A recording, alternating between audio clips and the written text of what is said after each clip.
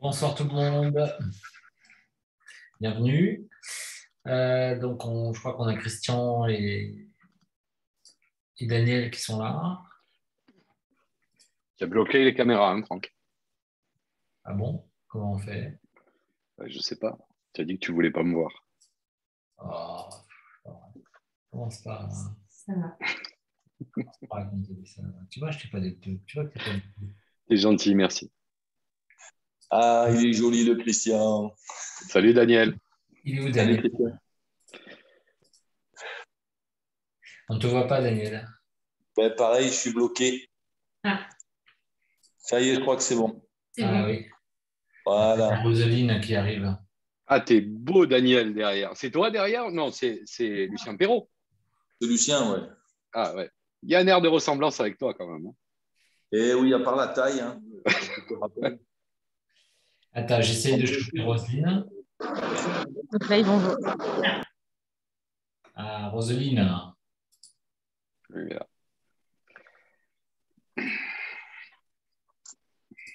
Bonjour Roseline. Bonjour Franck. Ça va? Désolée s'il y a un peu de bruit ici. On est dans le salon du Savim à Marseille. Donc j'espère que la qualité du son sera correcte. Bon, écoute, comment vas-tu? Mais ça va, ça va. Bon, On se maintient. on a Joe Sergi nous a fait défaut ce soir, il ne pourra pas être avec nous. Voilà. Et, On lui par contre, redonnera. je ne sens pas très bien. J'ai dit Joe Sergi, il fait défaut, il ne pourra pas être là ce soir. Donc du coup, Ah, zut. on a prévu la bouteille, voilà. Donc on sera. C'est c'est, euh, c'est Daniel qui est là ce soir aussi? Oui, Oui. Salut Roselyne. Salut Daniel. Alors chacun, Daniel est au domaine et Franck, Oui. toi tu es à Paris? Non, tu es à Nice? je suis à Antibes dans les vignes. Antibes. Je suis dans les vignes avec Ah, Justine. c'est beau. Bon, bienvenue à tous ce soir. Voilà, donc on a à peu près 140 personnes qui étaient inscrites sur ce webinaire. Voilà, on est toujours à peu près entre 50 et 80. Et puis il y a beaucoup de personnes qui nous rejoindront un petit peu plus tard ou qui verront le replay. Donc le thème de ce soir, c'était de parler un peu peut-être du plus grand vignoble du monde, qu'est la Provence. Voilà, donc en toute modestie et sans aucun chauvinisme. Voilà, donc habituellement dans l'école, on essaye de parler des autres vins pour qu'on ne soit pas. On a voulu, bon, d'ailleurs, Christian a fait sa propre école sur la Provence. Nous, voilà, on a voulu être un petit peu moins sectaire, mais c'est vrai que voilà, qui ne connaît pas la Provence ne connaît pas le monde, comme on dit, hein. Voilà. Ah oui, ça c'est certain. Oui. Blague mise à part, peut-être vous pouvez vous représenter successivement. Et puis ensuite, voilà, on voulait aborder un peu la Provence ce soir sous l'aspect vanguard. Entre autres, voilà, dire que la Provence, c'est pas que le rosé, même si le rosé peut être sympa et on a déjà parlé avec Christian, mais on reviendra dessus. Mais voilà, de dire que la Provence, c'est autre chose que ce qu'on peut en comprendre et en déguster. Donc, qu'est-ce qui veut se présenter? On va Honneur commencer. aux dames. Pardon? Honneur aux dames, non?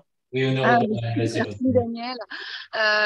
Alors oui, c'est chouette de présenter la Provence comme ça. On est tous convaincus qu'on a une région exceptionnelle, mais blague à part, on a une région parfois un petit peu méconnue, c'est vrai, mais on est tous persuadés, nous les vignerons, vous les prescripteurs, les ambassadeurs et les formateurs, on a des choses sous les pieds, on a la chance d'avoir quelque chose qui parfois nous échappe, parfois nous enchante, nous émerveille.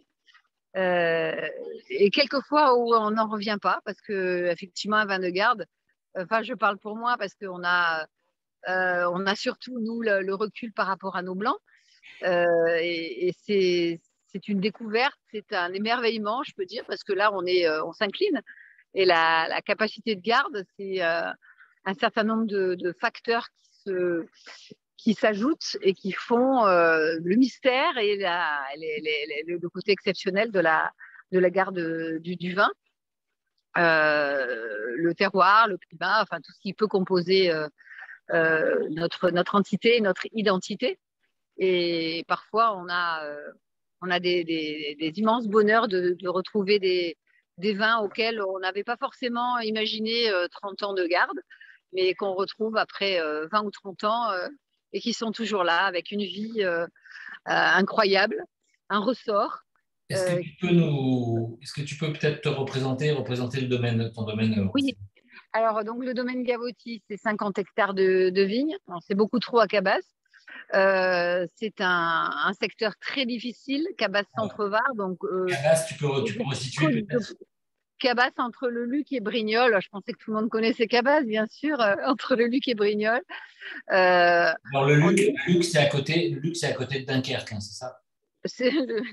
Alors, on est le Luc, ça parle pas. Oui, on est à 50 km au nord de Saint-Tropez, de la Londe, en ligne droite. On est entre Aix et Nice. Voilà. On est exactement entre Aix et Nice.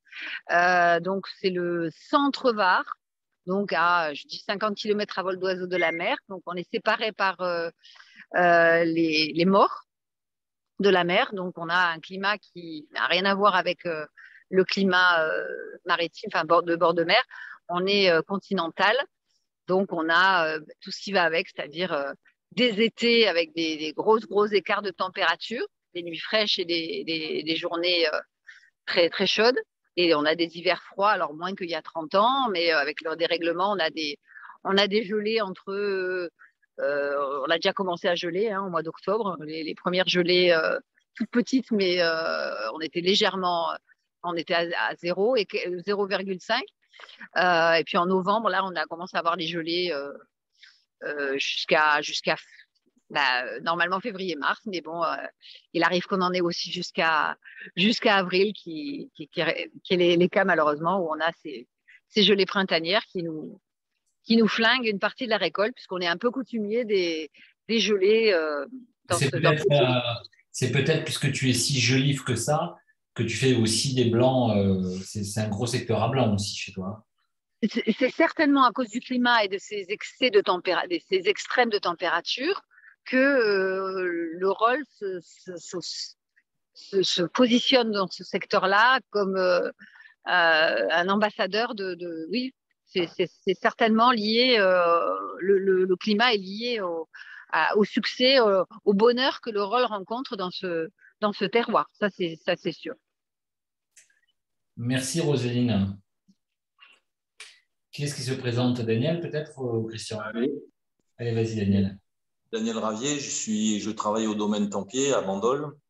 On exploite aujourd'hui à peu près une 60aine d'hectares. Bandol, pour la plupart, vous devez connaître un petit peu quand même, mais on est bord de mer, on va dire entre Marseille et Toulon, à 20 km de Toulon.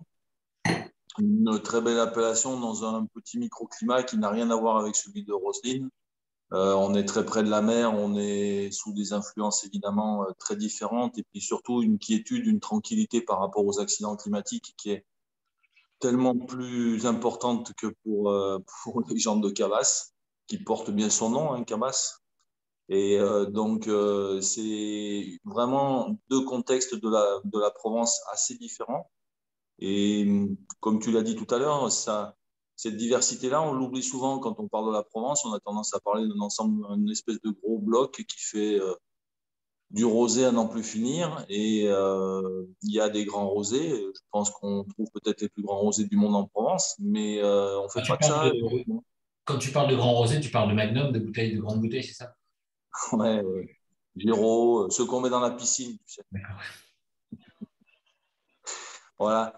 Et donc, nous, à Bandol, c'est clair que nous, on a une chance inouïe d'avoir cette espèce de microclimat. Là, on voit bien un amphithéâtre de collines qui est protégé un petit peu de partout.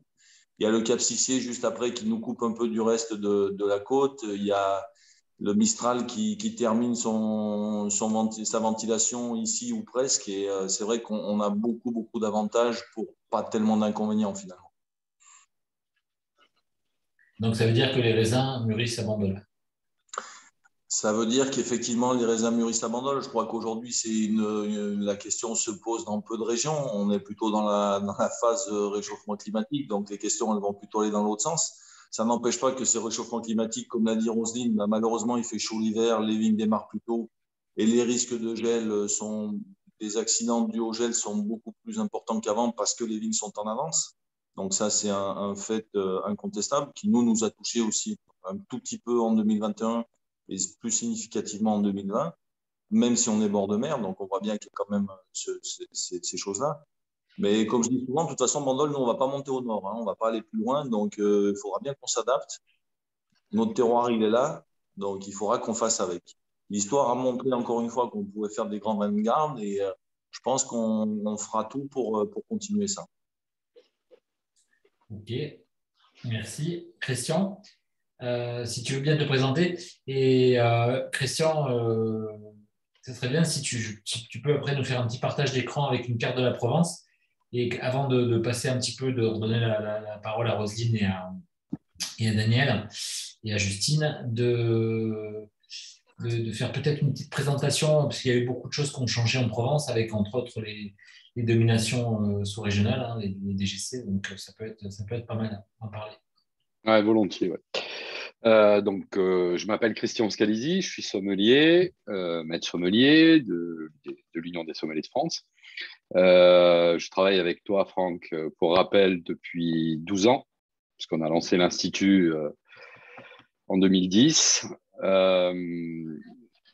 Je suis ambassadeur des vins de Provence parce que c'est ma région de cœur et mes racines sont en Provence. Voilà, donc je collabore sur l'Institut Franck Thomas à la formation des jeunes sommeliers et des moins jeunes sommeliers. Et je délivre parallèlement, puisque ça a été mon souhait d'essayer de mettre ma petite pierre à l'édifice sur les vins de Provence et la lecture des vins de Provence. Je délivre une certification en vins de Provence, donc qui est reconnue par l'État et France Compétences, où j'essaie de transmettre modestement ma vision des vins de Provence. Et alors, beaucoup sur les rosés, parce qu'on a effectivement quelques lacunes sur l'interprétation des rosés et sur la Provence en général, et montrer que la Provence, c'est un ensemble de choses. Voilà. Tu voulais que je fasse un partage d'écran. Ouais, c'est bon, j'ai la main. Voilà, comme ça, tout le monde peut le voir. Et rebondir sur ce qu'a dit Roselyne et ce qu'a dit Daniel. C'est vrai que la Provence, on l'identifie. Alors, j'aime bien le terme machine à faire du vin rosé. Alors, c'est un peu vrai quand même. On fait beaucoup de rosé. Ça, on ne peut pas se l'enlever, que ce soit en Provence et à Bandol. Mais effectivement, on y fait des grands blancs et des grands rouges. Mais j'irai un peu dans le sens de ce que disait Daniel. La Provence, c'est pas juste un endroit avec des plages où il fait chaud et où on a du soleil. Mais on a la chance d'avoir des climats et des topographies qui sont assez uniques. Tu parlais Daniel, de Bandol et son cirque incroyable avec les collines environnantes. Mais, Quand tu parles de cirque, tu parles d'Alexis Grusque, absolument, c'est ça. Ouais. Des fois, ça peut ressembler un petit peu à ça. Mais non, un endroit qui est à peu près incroyable. Alors, en étant totalement chauvin, et je l'assume clairement, je trouve que la Provence est certainement une des régions qui a la plus grande diversité de terroirs et de possibilités, parce que on a la chance d'avoir des massifs assez importants, que ce soit le massif des Maures, le massif de l'Estérel, de la Sainte-Victoire, de la Sainte-Baume. Tu peux peut-être les situer en même temps, peut-être sur la carte. Alors, ouais, si vous voyez la souris bouger, Franck, vous la voyez? Oui, tout à fait. Ouais. Ok, donc sur la partie sud, là, sur toute la bordure maritime, on a tout le massif des Maures qui est déterminant autour des dénominations de terroir sur lequel je vais vite revenir. Donc autour de Bandol, effectivement, avec le massif du Gros Cerveau, etc. Toute la partie à l'est d'Aix-en-Provence, avec ici au nord le massif de la Sainte-Victoire et au sud les Monts Auréliens. Donc en dehors du fait d'être des massifs, je ne vais pas peut-être rentrer dans le détail, ça va être trop compliqué, mais un massif en Provence, il apporte une nature de sol spécifique, il apporte un microclimat particulier. Une canalisation des vents, par exemple, sur la Sainte-Victoire. Sur Flassan, vous êtes un petit peu derrière, protégé, j'allais dire, des embruns maritimes par les barres de Cuers, mais Vous êtes presque une influence presque un peu des Préalpes, Roselyne, à Cabas. Voilà, puis le massif de l'Estérel et ses sols volcaniques autour de Fréjus. Donc voilà, on a une diversité de climat et une diversité de terroirs qui est assez importante. Voilà. Et après, quand on parlait au-delà d'être une région à faire beaucoup de rosé, mais aujourd'hui, il y a quand même une volonté de beaucoup de vignerons d'essayer de faire des vins de terroir. Alors qu'ils soient rouges et blancs, c'est entendu, mais aussi des rosés de terroir. Et ça, c'est vrai que c'est un peu moins évident. D'où l'introduction depuis quelques années et un travail considérable qui ont été faits par les vignerons de Provence. Donc sur les dénominations de terroir, qui sont des précisions qui s'accolent à l'appellation Côte de Provence. Voilà, aujourd'hui, il y en a 5. Il y a la Sainte-Victoire, la Londe, Pierrefeu, Notre-Dame-des-Anges et Fréjus. Mais on pourrait très bien y prendre la Dracénie, par exemple, avec les secteurs de Draguignan. Tu peux les montrer peut-être sur la carte. Tu dis?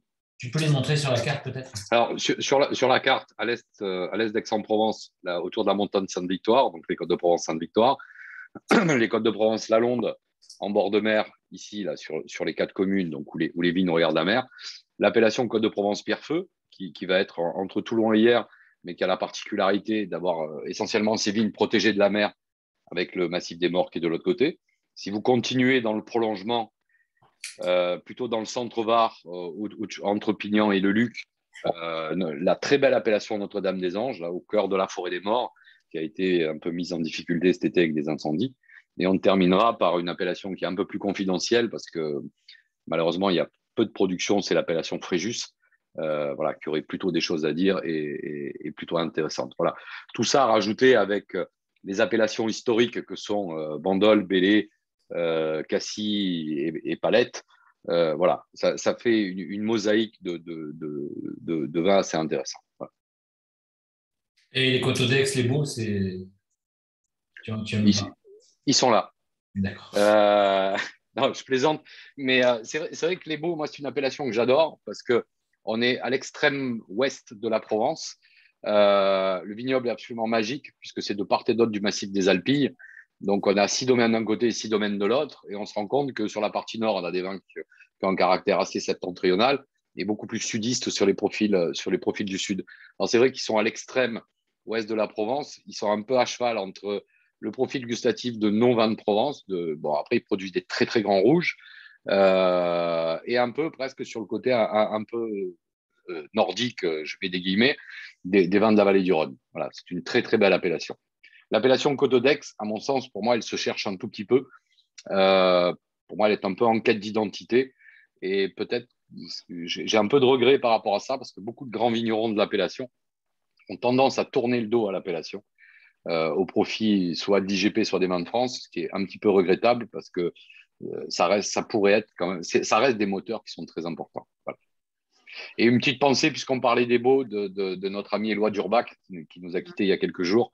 Voilà, je pense que le monde du vin, en général, et pas que de la Provence, a perdu un grand humaniste et un grand vigneron. Domaine de Trévalon. Ouais, de Trévalon. Il a fait les grandes. Ça fait partie de ces quelques rares domaines qui, dans les années 85-90, ont porté haut les couleurs de la Provence et lui ont permis aujourd'hui d'avoir ses lettres de noblesse et de présenter des vins de haute couture. Ouais, puis on ne peut pas parler aujourd'hui de la thématique des grands vins de garde de Provence sans citer Trévalon, qui a été en dehors des bandolets, hein, qui ont toujours été dans cet esprit-là, mais voilà, qui a été l'exemple de ce qu'on pouvait faire des vins de garde, des grands vins de garde, ailleurs qu'à Vignolor dans les Côtes d'Aix et à Bandol.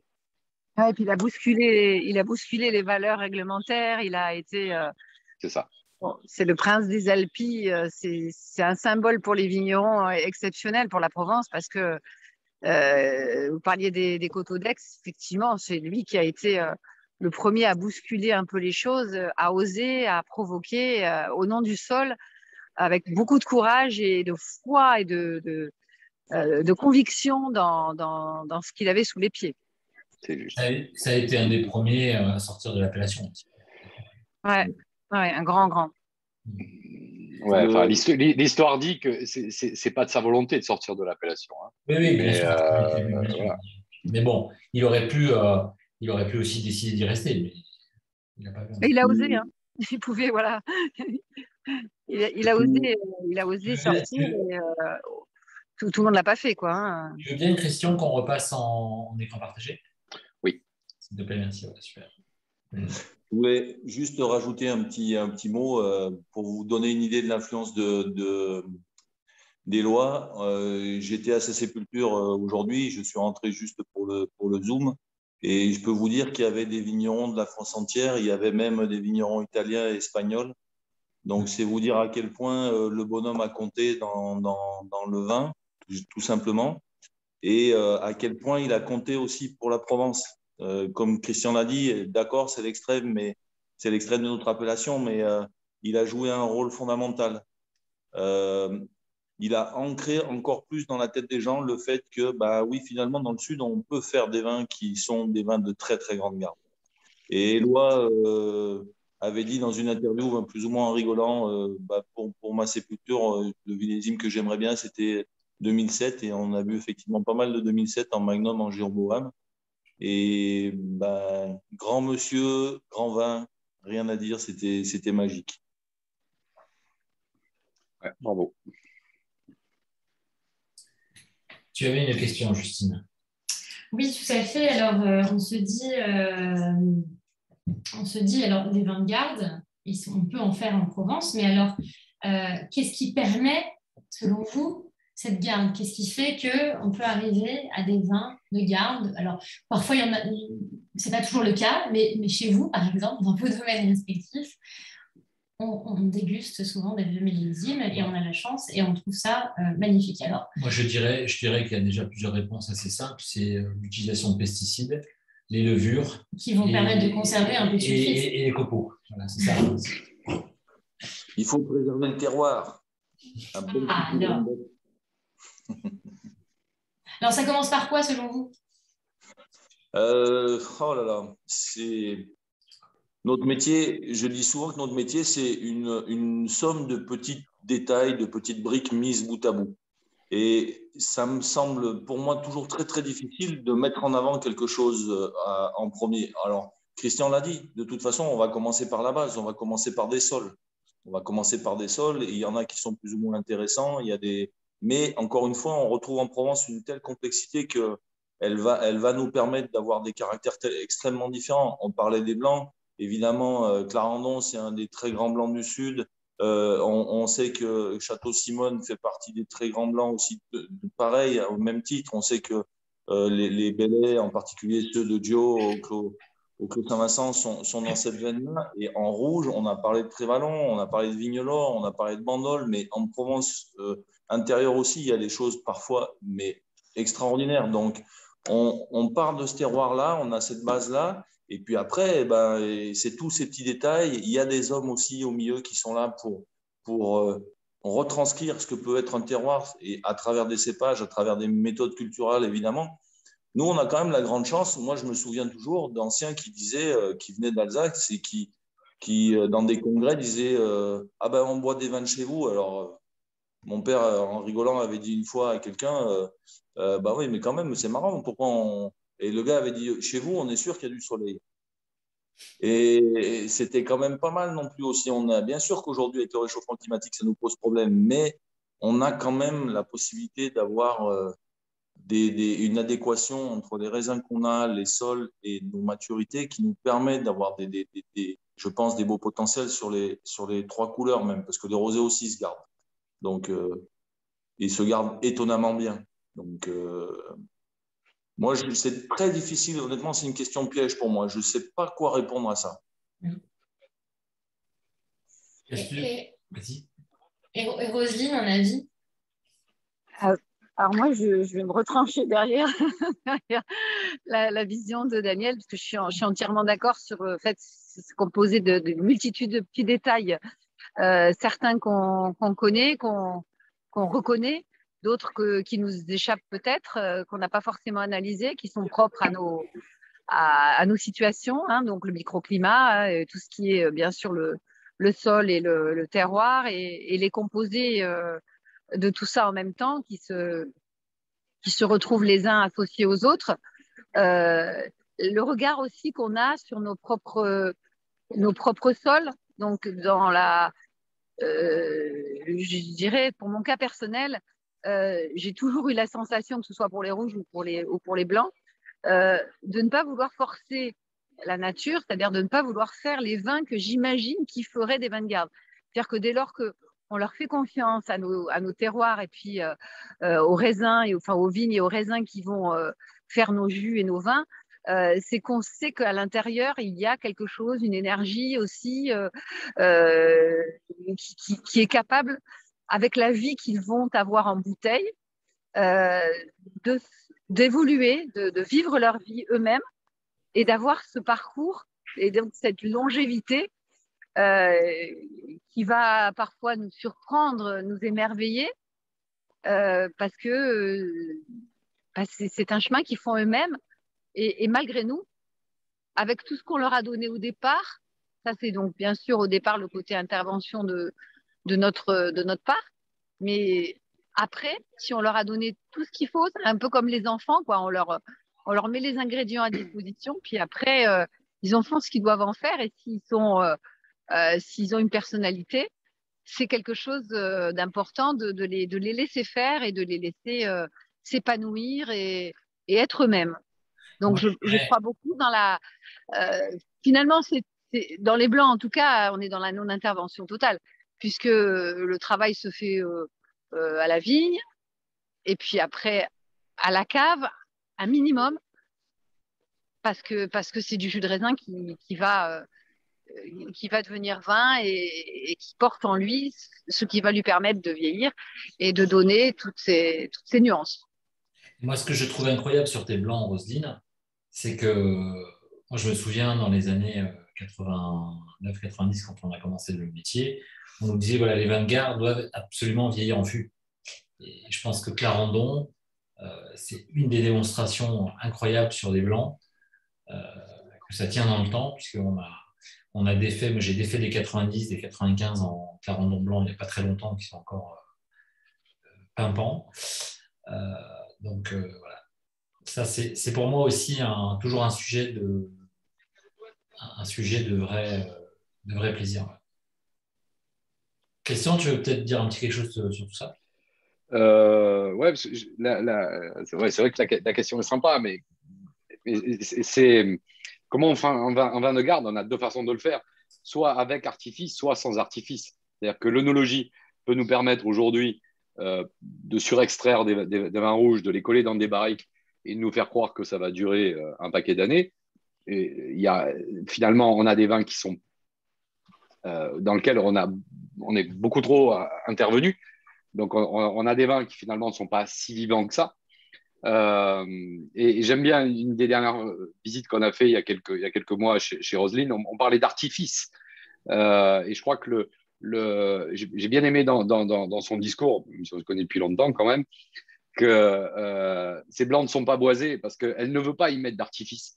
Et peut-être un peu, je faisais le parallèle aussi, j'étais en train de repenser quand j'étais jeune sommelier, que j'ai eu la chance de connaître Lucien Perrault et toute la famille Perrault à Tempier. Et Daniel, je sais qu'il a le même discours, c'est-à-dire que, j'allais dire, à regarder un petit peu la nature, à s'occuper de la vigne, et si on a des beaux raisins, et si on respecte ses sols, et si on respecte son terroir, ses parcelles, à Tempier, que ce soit l'Amigois, la Tourtine, Cabassao, on a des endroits qui sont très identitaires. Il y a déjà profondément le respect du sol et du lieu. Donc, à partir du moment où on a un bon raisin, on fait une vinification qui est plutôt sérieuse et qui laisse au raisin, je veux dire, à Tempier, il y a des mourvèdres qui sont extraordinaires sur des terroirs extraordinaires. Laisser s'exprimer le mourvèdre, c'est un cépage qui a de la force, c'est un cépage qui a du caractère. L'intervention, elle est juste à accompagner en fait la matière première, c'est ce que disait Roselyne. C'est-à-dire, c'est juste accompagner, éduquer le vin et le laisser s'exprimer. Et ce qui fait que finalement, on va avoir un vin dans lequel il y a de la vie, un vin vivant. Et un vin vivant, il est prêt pour durer dans le temps. Donc, il se fatigue moins vite, il s'essouffle moins vite. Et ce qui fait que, ouais, effectivement, on se retrouve avec des vins à les ouvrir 20, 25, 30 ans après, que ce soit les blancs chez Roselyne ou les Tempiers, que ce soit parcellaire ou pas, à Tempier, on a des vins qui sont qui sont un peu immortels, quoi. À part accident de bouteille, on n'a jamais de déception. J'ai eu la chance de goûter des très, très, très, très vieux tempiers, des 70, des 71, des 75. Il me reste un peu de 82 dans ma cave, mais vraiment pas beaucoup. Euh, et les vins sont juste magnifiques. Magnifique, magnifique. Et, Donc, c'est le respect du lieu et la volonté du vigneron, Franck. Tu le sais et mieux que personne. Donc finalement, rien ne sert de gonfler ou d'essayer de contrôler Non. ce vin pour en faire un vin de garde, mais plutôt l'accompagner tel un enfant pour qu'il puisse se révéler. Et, l'élever. ouais, et surtout pas y mettre d'artifice. Ouais, c'est ça. Moi, j'ai une idée qui est très arrêtée, en fait, sur. Alors, évidemment, il y a toujours l'exception qui confirme la règle, mais dans des élevages qui soient juste des élevages sur lesquels on accompagne le vin, mais qui ne soient pas trop interventionnistes. Voilà, c'est dans la justesse et dans l'accompagnement. À aucun moment, on doit apporter quelque chose qui va masquer l'essence du vin. Et notamment sur les blancs, ce qui est un exercice quand même particulièrement difficile.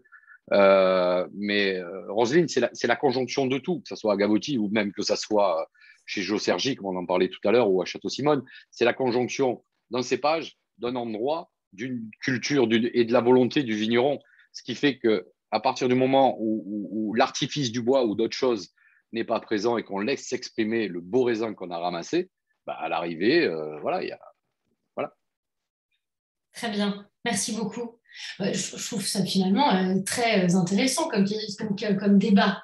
Un petit peu plus compris ce que c'était un vin de garde et comment on pouvait le révéler. Alors, on a des questions là de Docteur Dacol, Pierre. Est-ce que vous pourriez nous faire une ordonnance à la fin de la cliché? Oui, en Provence.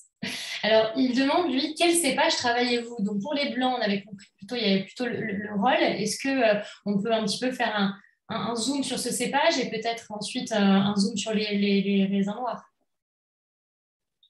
Alors, j'ai cru entendre parce que dans mon salon, j'entends, j'ai pas tout capté, mais je crois que vous m'avez demandé si je pouvais parler du rôle. Voilà. Yes. Alors, le rôle, c'est un cépage un peu difficile parce qu'il n'est pas toujours. Euh, il a une reconnaissance dans la bouteille, mais en matière de plan de vigne, c'est un cépage un petit peu difficile qui n'a pas euh, une grande productivité. Il a pas une longévité très importante. Alors, nous, contrairement à Tempier, on est juste à notre balbutiement de plantation de racinés. Bon, ça, c'est une chose un petit peu particulière, donc je ne veux pas trop rentrer dans le détail. Mais c'est très important pour pour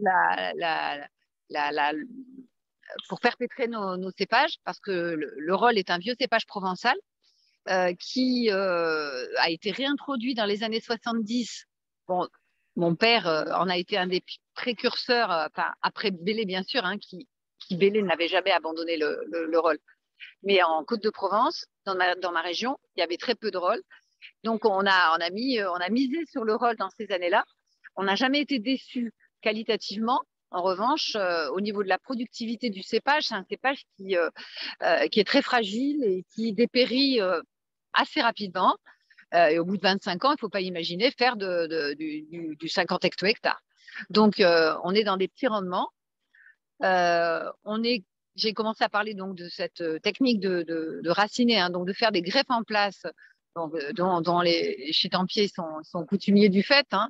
C'est les grands domaines qui ont donné toute l'importance, toute la mesure des plants de vigne. Passe par ce principe-là. Alors malheureusement, nous, on est au tout début. J'aurais aimé qu'au domaine, on s'y mette il y a longtemps, mais bon, c'est une question aussi c'est un coût supplémentaire hein, qui est bien sûr amorti avec les années quand on sait que grâce à ça, on peut avoir des vignes qui ont 50, 60 ans et avoir des qualités de végétal qui donnent des beaux raisins, des beaux vieux raisins qui donnent ces jolis jus qui feront des grands vins. Donc ça, c'est un vrai problème, c'est la longévité du rôle qui n'est pas aujourd'hui malheureusement assurée. Alors, bien sûr, nous, on travaille les vins des gardes avec des vignes, des vieilles vignes, mais ce n'est pas des vignes non plus qui ont 50 ans. Donc là, on a une grosse recherche à faire. Enfin, une grosse recherche. Ce sont nos enfants qui la feront. Hein. À Bélé, bien sûr, j'aimerais aussi pouvoir comparer avec la longévité des rôles à Bélé. Mais bon, je crois que c'est quand même un phénomène un petit peu commun. Le rôle n'a pas une grande durée de vie. Donc, on est émerveillé par ce cépage qui a beaucoup d'éclat quand il est dans son terroir, parce que c'est vrai que le rôle, je pense qu'à Bélé, ils vivent la même chose. Le rôle, ça peut être la meilleure et la pire des choses. Il faut bien qu'il s'enracine. Et pour donner justement ces contrastes et cette capacité à s'ennoblir avec le temps, bah, c'est pas toujours évident. Et il faut qu'ils prennent. Et il nous est arrivé de planter des rôles. Et il a fallu 7 ans pour que ces pieds donnent vraiment une configuration avec ces gros grains bien charnus qui sont caractéristiques du rôle et qui après donc donnent toutes ces qualités aromatiques qu'on a, qui sont caractéristiques donc ces amers qui sont vraiment le propre au rôle, ce gras, cette faculté d'avoir énormément de glycérol et d'avoir une capacité avec beaucoup de gras de se transformer dans le temps, de garder d'une part une fraîcheur et de ne pas s'amaigrir, enfin, au contraire de s'amplifier avec le temps, de se concentrer, voire de se confire. Ça, c'est le rôle magique. Et toi, Daniel? À propos du rôle, Oui, cépage de Bandol. non, non. Bah nous, déjà, on peut quand même signaler quand même qu'à Bandol, on a mis longtemps avant d'introduire le rôle dans notre encépagement de blanc et qu'on en est limité à 10% et que bon, on aurait peut-être bien fait de bouger un peu plus vite sur un cépage qui est effectivement d'origine provençale et typiquement provençale. Nous, évidemment, on fait très peu de blanc globalement sur l'appellation Bandol. L'appellation fait 5% de blanc, je crois, à peu près.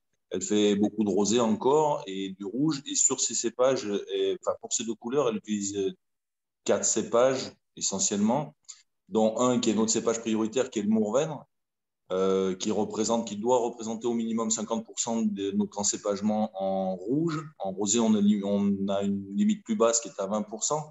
Mais je crois qu'aujourd'hui, compte tenu de la façon dont les vignerons de Bandol ont planté leur vigne ces 30 dernières années, je pense que la grande majorité des rosés de Bandol aujourd'hui doit osciller autour de 40 à 60% de Mourvèdre aussi dans l'assemblage de ces rosés. Et pour compléter le Mourvèdre, parce que je crois que c'est un des points importants aussi qu'il faut quand même mentionner, c'est que d'une manière générale, une des caractéristiques de la Provence, qui est peut-être une des caractéristiques du Sud, c'est quand même qu'on a des vins d'assemblage. Et moi, je pense que si les anciens, ils ont choisi ça, c'est qu'ils avaient des bonnes raisons de le faire et que s'en passer et faire du monocépage, c'est pas forcément toujours évident. Et donc, à côté de notre cépage principal, qui est le Mourvèdre, eh ben, on en a 4, en fait, qui vont nous servir à compléter ça. Deux principaux aussi, qui sont évidemment le Grenache et le Cinsault, avec chacun des caractéristiques bien particulières. Et puis aussi, on a droit aussi un petit peu de Carignan et de Syrah. Alors, la Syrah, je dis souvent que c'est chez nous, dans le Sud, un peu de la confiture pour les sangliers. Mais je suis obligé de reconnaître que quand on a dans l'assemblage, eh ben, c'est toujours bon. Donc, oui, elle m'ennuie parce qu'elle est en surmaturité, mais c'est toujours intéressant. Et le Carignan, on a tellement décrié le Carignan parce que c'était le cépage. Je considère un peu que notre histoire de la Provence, elle est très liée à celle du Languedoc. On a été aussi des pinardiers pendant longtemps, malheureusement. Et on traîne ça encore un petit peu dans l'image des Français. La majorité des Français ont toujours quand même une image assez péjorative des vins du Sud. Ça change, mais ça change doucement. Et le Carignan, il a été dévalorisé en grande partie aussi à cause de ça, parce que il a servi à faire pas mal de vin et des quantités avec un peu de Grenache pour remonter les degrés, et puis avec des vins d'Afrique du Sud aussi, d'Afrique du Nord pour être coupés pour la consommation massive qu'il y avait à l'époque. Mais quand on se donne les moyens et quand ce cépage-là, il est cadré, il peut donner des choses incroyables. Et dans l'assemblage, il est toujours intéressant. Donc, c'est bien, encore une fois, notre cépage principal, c'est le Mourvèdre. C'est vraiment lui la clé de ce qu'on peut faire, nous. Mais si on regarde partout en Provence, et je pense que Christian pourra en parler beaucoup mieux que moi, on a un peu partout, chaque fois, on a un cépage qui va vraiment être la trame de base, mais il a besoin toujours d'un petit quelque chose à côté pour juste l'épauler un petit peu. Et bon, Vignolor, on sait très bien qu'il y a autre chose. Voilà, je vous laisse développer après pour le reste. Moi, je dirais aussi que je passerai la parole avec Christian tout de suite. C'est vrai que cette question de cépage, elle est toujours importante. Mais enfin, moi, je trouve que enfin, quand j'ai commencé à me poser des questions sur le vin, d'ailleurs, quand j'allais chez un vigneron, c'est d'abord la première question, c'était quoi ton cépage? Et plus j'évolue, plus j'ai envie. En fait, le cépage, bien sûr, c'est intéressant. C'est intéressant, c'est de voir c'est quoi ton intention et c'est quoi ton sol, c'est quoi le message du lieu, en fait. Et je reviendrai à. Alors, je trouve que cette cépage, voilà, et cette vision des cépages, elle est aussi très anglo-saxonne. Et je trouve que toujours limiter un vin à un ou à ses cépages, je trouve que ça, c'est très réducteur parce qu'on oublie l'intention de l'homme et on oublie l'intention et la puissance du lieu. Moi, je reviendrai à ce que faisaient les anciens avant les années 50, 70, 80. Et je pense que Château-Simone, dans son histoire empéographique, en est un exemple criant, puisque quand vous vous baladez à Simone, dans certaines parcelles, les parcelles les plus anciennes, on retrouve encore 15, 20, 30 variétés de cépages plantées en foule, voilà, où on retrouve plein de cépages indigènes. Et finalement, à l'époque, les anciens, il y a un pied qui mourait, il est remplacé par autre chose. Voilà. Il n'y avait pas tout d'un. Voilà, c'était une autre vision du vin aussi, hein, une autre façon de travailler. Mais je trouve, voilà, on sait aujourd'hui que le sujet de la complantation revient. Alors, moi, j'ai pas de. Enfin, moi, d'abord, j'ai jamais fait de vin et j'ai jamais planté de vigne, donc j'aurais du mal à m'exprimer là-dessus. Euh, c'est pas les 3 vendanges que j'ai fait ou 5 vendanges que j'ai fait dans ma vie qui me permettent de parler de ça. Mais juste, voilà, de dire en dégustateur, c'est de se dire finalement, moi, le cépage, c'est une question que je me pose, ok, mais après. C'est pas. Enfin, moi, j'ai beaucoup évolué dans ma vision et je trouve que l'intention et le lieu sont moi plus importants que le cépage pour moi. Voilà. Vas-y, Christian, je te laisse compléter. Peut-être aussi sur les autres cépages. Vas-y, Justine. Non, mais je disais juste sur les grands vins de lieu, et je parle souvent, par exemple, d'une autre région, par exemple les vins de Vincent Gaudry à Sancerre.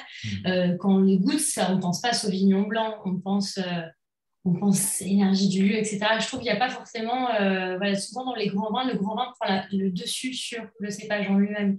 Et c'est intéressant aussi, je trouve, dans les vins, les cuvées Clarendon, par exemple, la cuvée Clarendon de Domaine Gavotti, je trouve que directement, on ne pense pas forcément au rôle, on pense, voilà, ça va au-delà de ça, en fait. Il n'y a pas Moi, je forcément pense. les aromatiques du rôle classique, ça Moi, va au-delà des aromatiques, en fait.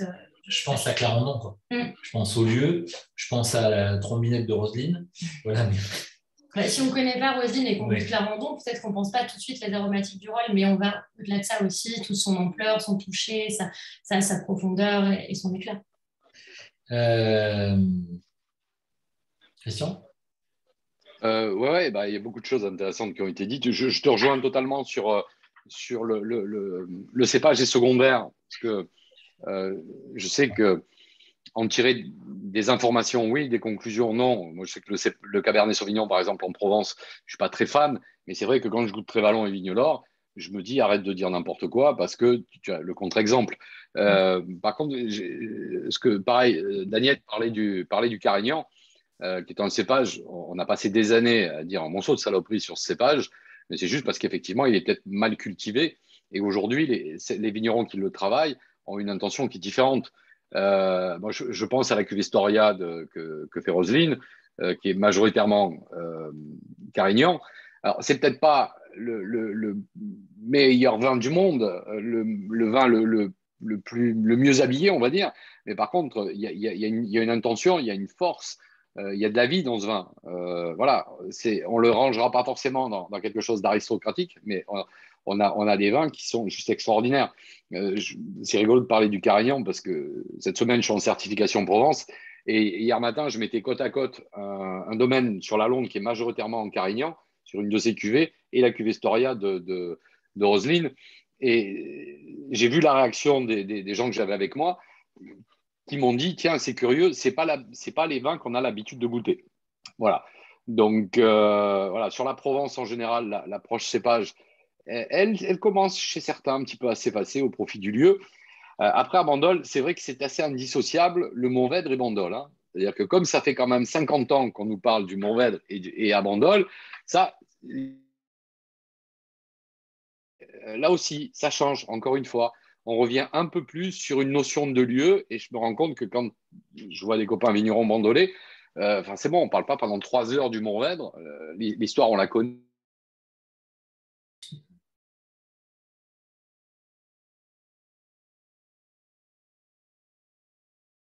Je pense que c'est nous qui sommes.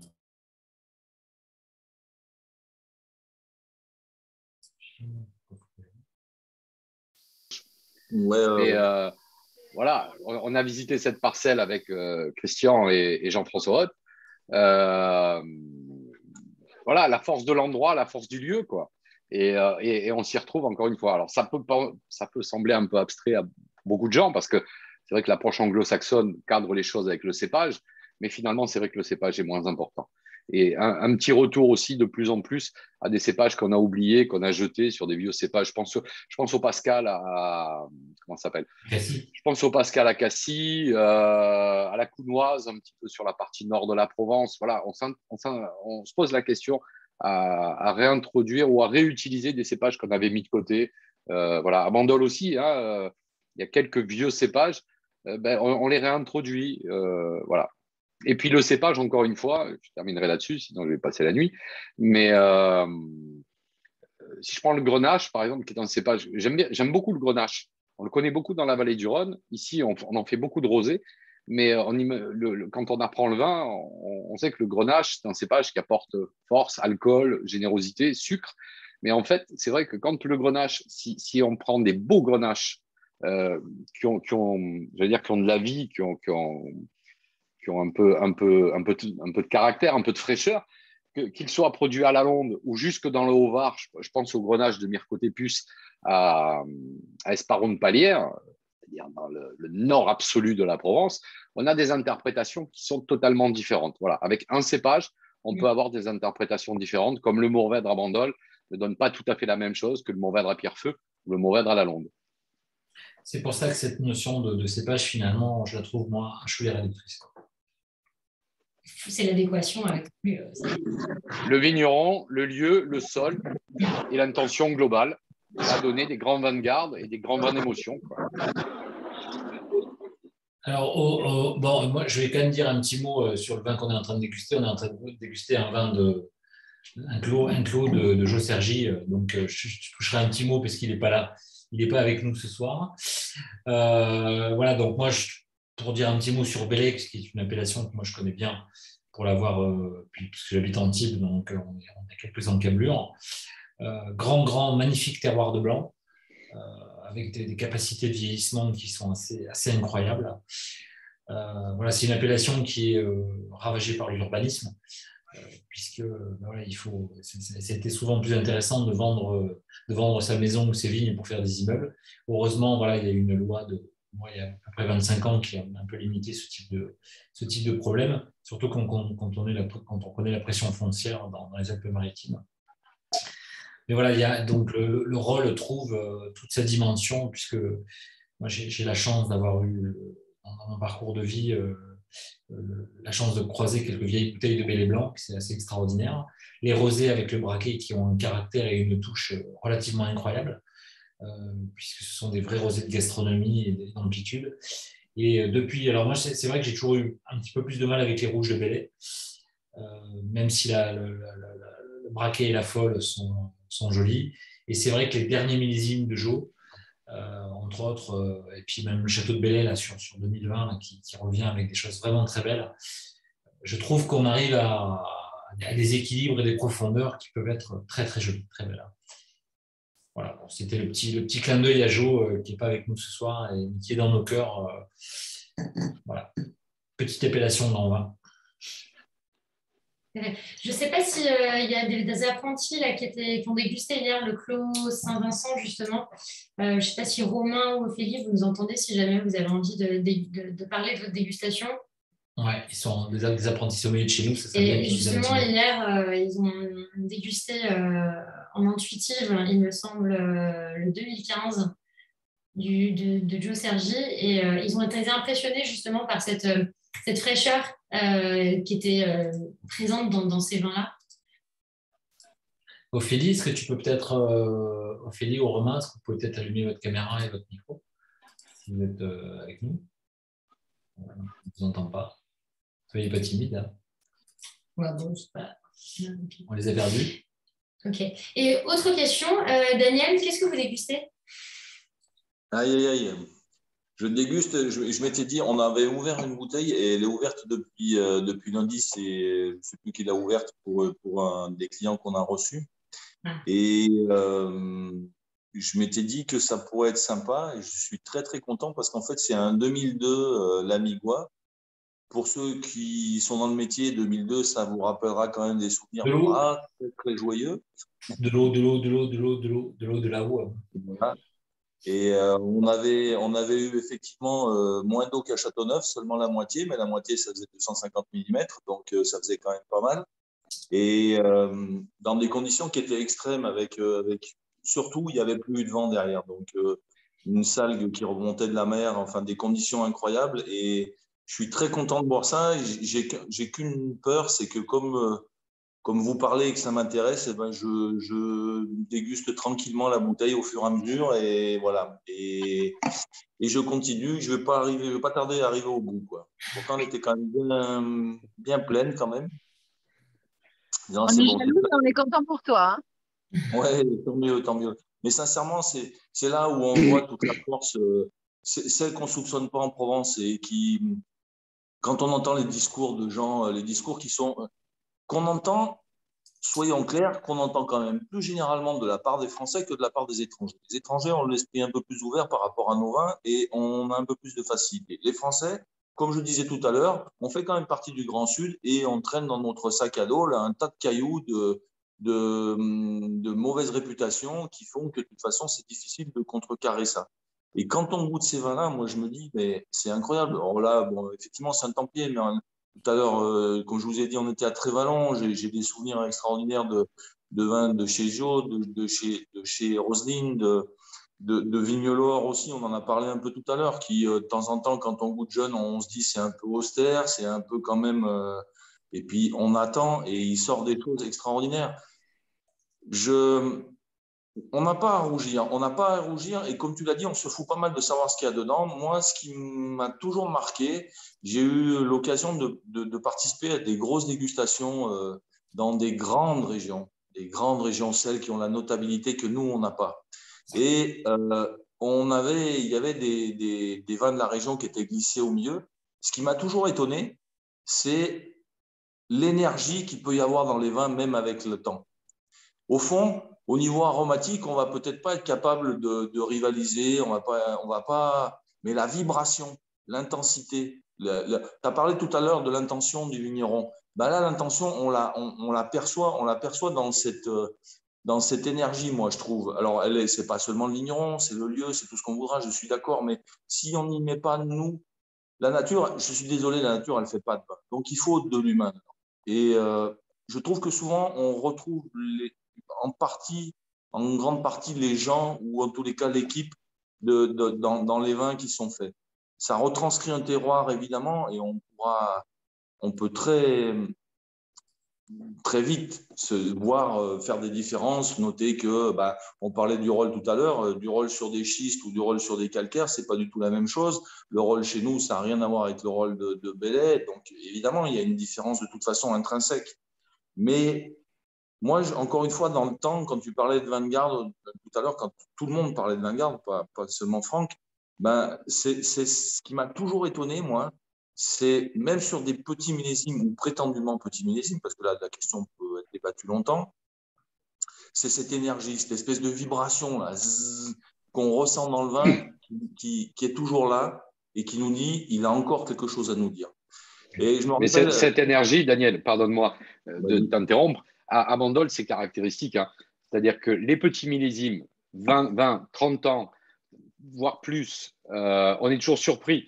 Moi, j'en ai encore quelques-uns dans ma cave, je tairai les domaines, mais 91, 92, 2002, 86, des vins où, franchement, moi, je me souviens, les vignerons me disaient, oh là là, il va falloir les boire vite, ça, parce que ça va pas être terrible. Et en fait, tu te rends compte que 30 ans après, moi, j'ai ouvert un 91 il y a pas très longtemps dans tes voisins. Je te garantis que le truc était dans une forme, mais hallucinante, quoi. Et sur les petits millésimes, tu parlais de vibration et tu le ressens vraiment là, parce que tu sens la difficulté, mais tu sens qu'il y a de la vie quand même dedans. Voilà, pardon de t'avoir interrompu. Il y a moins Non. d'artifice. Juste pour rebondir un peu là-dessus, il y a aussi autre chose que je voudrais dire qui m'a souvent, ça c'est toi Christian qui l'avait noté, qui nous l'avait dit, c'est que tu avais toujours été étonné par le fait que ces vins, ils avaient aussi un comportement cyclique. C'est-à-dire qu'à un moment, on pouvait tomber sur une bouteille en se disant oulala, oulala, ce vin, il faut vite le boire parce qu'on a passé un cap et il ne va pas en revenir.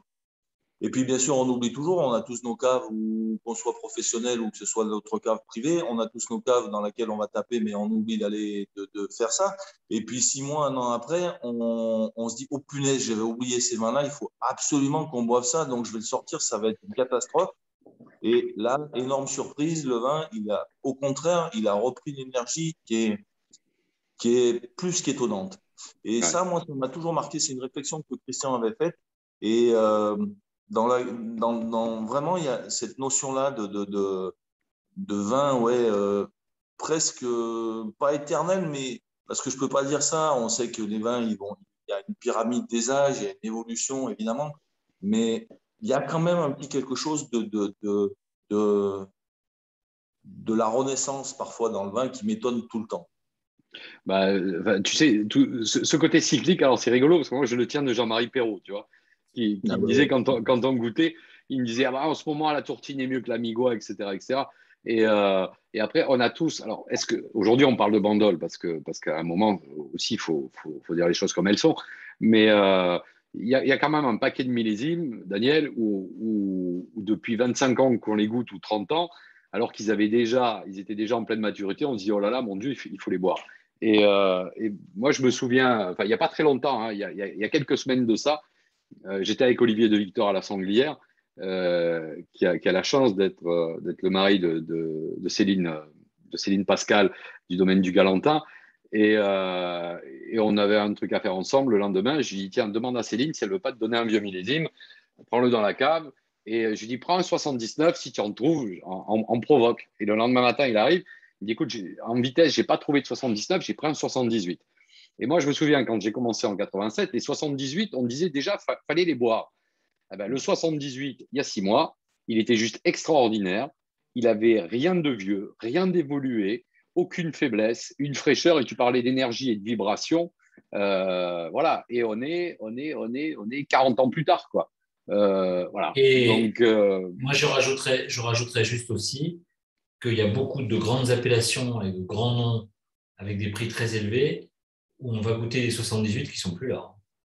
Ouais, bah, généralement, moi, si j'avais des 78 dans ma cave, je te garantis que je m'inquiéterais. Mais là, le Galantin, qui en plus a toujours fait aussi des très grands rouges, Le Galantin, comme c'est d'autres. Bandol, pour répondre à Laurent Moreau. Ouais, c'est le Galantin qui est au plan du Castellet. Voilà, mais pareil, bon, j'ai eu la chance de connaître Lucien Perrault, mais Lucien, quand il me parlait du Mourvèdre, il me disait, tu sais, le Mourvèdre, c'est littéralement immortel. Voilà, moi, j'ai eu la chance dans ma carrière de goûter beaucoup de vieux vins et de vieux millésimes à Bandol. Jamais une fois, je suis tombé sur un vin qui était mort, sauf avoir un défaut. Mais c'est aussi la particularité du Mourvèdre à Bandol. Parce que le Mourvèdre ailleurs, c'est pas la même chose. Hein. On a Michel, notre sommelière néo-zélandaise, qui voulait dire un petit mot sur les vins de Jossergy, parce qu'elle a travaillé là-bas. Michel, tu peux allumer ta caméra 2 secondes? Si tu es avec nous, Michel. Elle est en pyjama, Michel, je pense. Non. Tu es là, Michel?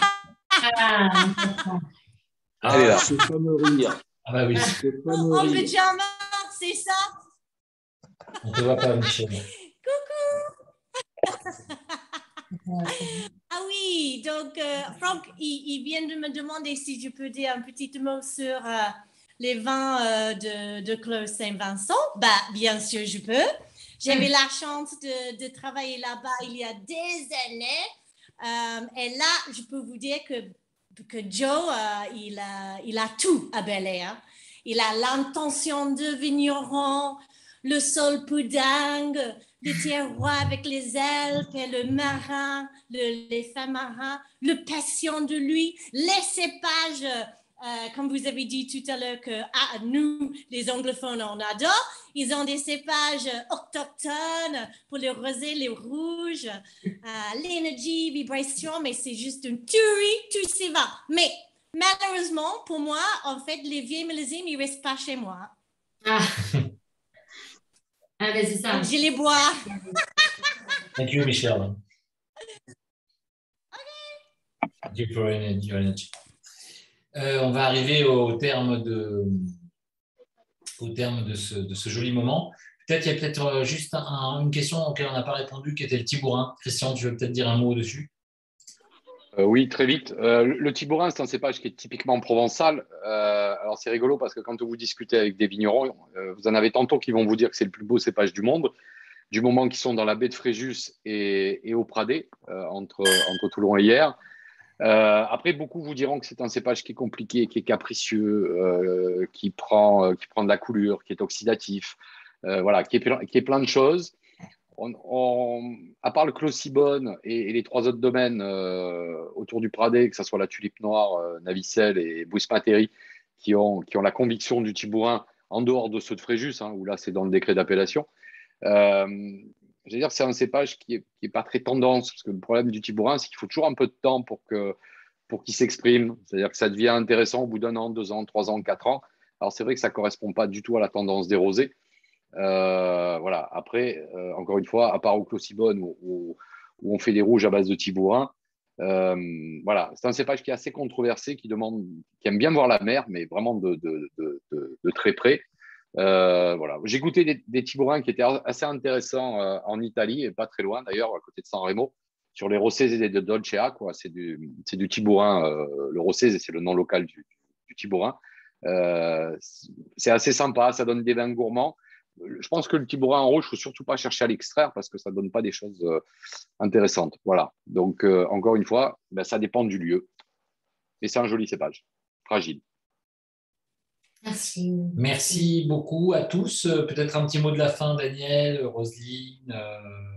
Ben, je vais laisser la conclusion à Roselyne. Non, ben, très content d'avoir participé à ça parce qu'on ne dira jamais assez le potentiel qu'il y a en Provence. Je pense qu'on est dans une certaine mesure. Moi, j'ai un peu le sentiment à travers les cépages, à travers nos façons de travailler, qu'on est au début de quelque chose d'encore plus intéressant. Et je souhaite vraiment que ce soit le cas. On a cité Mirko Tépus, il y a des jeunes qui arrivent un peu partout, qui vont bouger, qui vont secouer leurs parents ou qui vont s'installer. Et ça c'est vraiment, vraiment intéressant. Donc, ouais, je vois plutôt les choses en bien à côté de notre rosé, bon, dont il ne faut pas se plaindre. Il nous sert quand même à véhiculer une certaine image. Donc, ma foi, c'est pas trop mal. Mais il y a des choses à faire. Et de toute façon, même en rosé, les rosés sont encore plus étonnants parce qu'on fait strictement rien pour que ça se garde et ça se garde. Donc, voilà. Je suis persuadé qu'on a encore des grandes choses à voir. À toi, Roselyne. Alors, pour les rosés, je suis heureuse d'entendre ça parce que moi, je suis plutôt de la théorie du verre à moitié vide. Quand j'entends Daniel, moi, ça me donne du baume au cœur, mais au fond de moi, je suis sûre qu'il n'a pas dit son dernier mot, le rosé.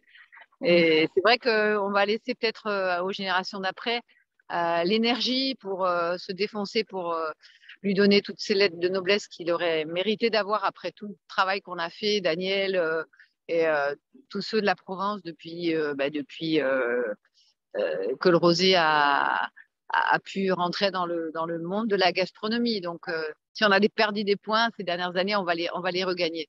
Et ce qui est rassurant, c'est ce que vous avez dit tous tout à l'heure par rapport au cépage, par rapport à la Provence. Donc, bon, bien sûr, sans parler du cépage roi, le Mourvèdre, dont on vous envie tellement la grandeur. Je crois qu'aussi dans le reste de la Provence, si on commence à voir un petit peu mieux les terroirs se dessiner. Alors, avec les appellations terroirs, c'est une chose. Alors, je suis mal placée parce que moi, je fais partie juste d'une zone qui n'a pas de nom, qui n'a pas de terroir parce que on n'est pas assez identifié. On est un peu des no man's land parce que la zone à laquelle on appartient n'a pas forcément un nom qui porte ou quelque chose de caractéristique.